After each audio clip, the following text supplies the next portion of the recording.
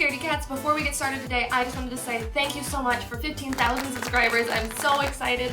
I'm now part of the YouTube Partner Program. It happened within 1 month. Happy 1 month birthday to me, to this channel, to all of you, to all of us. I have so much planned for us. I am buying new equipment. I am looking for new locations. I'm gonna have all of your favorite YouTubers come collab with me. I hope you guys are as excited as I am. To celebrate this special occasion, I am about to share with you the first episode of my spooky storytime series. In this series, I am going to share my experiences with the paranormal and supernatural. And once I've exhausted all of my stories, I'm gonna bring on some of your favorite YouTubers to collab with me and tell their spooky stories. But before we get started, I kind of feel like this vibe isn't very spooky. Why don't we change it up a little bit? Different environment, different look. Sound good? Let's get spooky.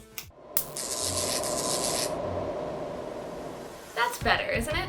A little spookier. Perfect for the spooky story I'm about to tell you.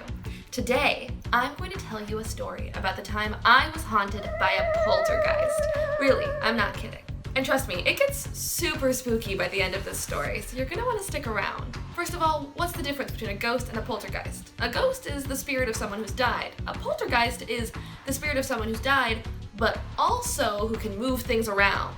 Poltergeists tend to make a mess of things. They throw things across the room or flip tables upside down, like in movies. Poltergeists are frankly a little bit more dangerous because they actually can touch things and move things, whereas a lot of ghosts just like phase through walls, or at least that's what people think they do. We're not really sure. So my story starts on my first day of college. I was moving into my dorm room and I met my roommate, who was named Jessica. Jessica was a great friend, awesome person. She still is a great friend. She's not dead yet. On the day of move-in, I was sitting on my bed talking to her and she was under her bed putting some things away. As we're speaking, I watch as all the books on her bookshelf fall off on top of her. She didn't touch them, she didn't bump them, they just fell on her, out of the blue, like someone had swiped them all off the shelf. We laughed it off, saying, maybe it was a ghost, ha ha ha. Little did we know, it was gonna get kind of weird. One night, I come back to the dorm with my friend Alexa. She's one of my best friends and we've lived together for years. We come home and there's no one else there. We live in this dorm that's a suite, so it's like there's a common area and a couple of other bedrooms and shared bathrooms, right?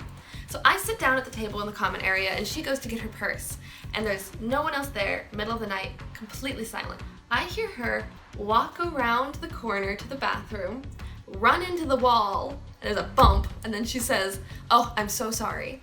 And I laughed and I was like, did you just apologize to the wall? She says, "What are you talking about?" From the other side of the suite. She wasn't anywhere near the bathroom. But I heard clear as day a woman's voice say, "I'm so sorry," and a thump against the wall. I went and checked it out, there was no one there.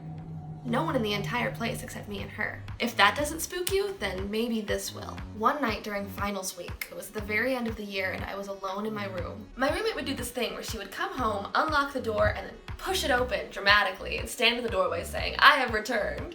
It was always really funny.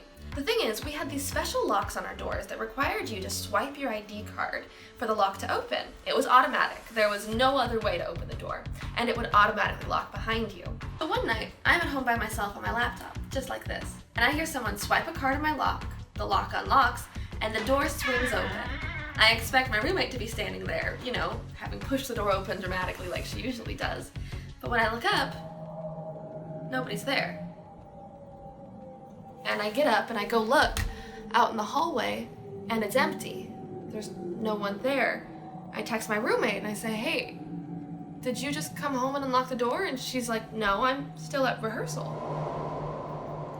I realized that somehow my door unlocked itself and opened on its own to nothing. After that, I was so spooked. I went and stayed in a friend's dorm because I just couldn't be in mine anymore, feeling like there was someone there watching me and moving things around me without me being able to see them.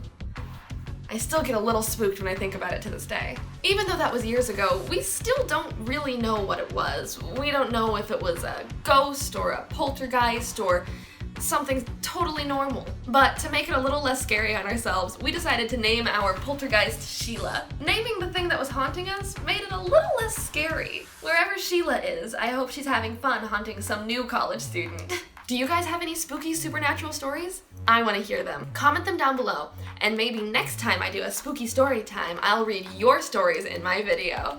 Okay, so for my next video, I'll probably do either an explainer video on ghosts and poltergeists, or I'll do a video explaining my secret supernatural ability. It runs in my family, and it's pretty cool, actually. Comment which one you want to see below, and I'll get to work making those as soon as possible. Thanks for joining me for my first ever spooky story time, and I can't wait to share more spooky stories with all of you. Goodbye, ghosts and ghouls. You want to join us for spooky story time?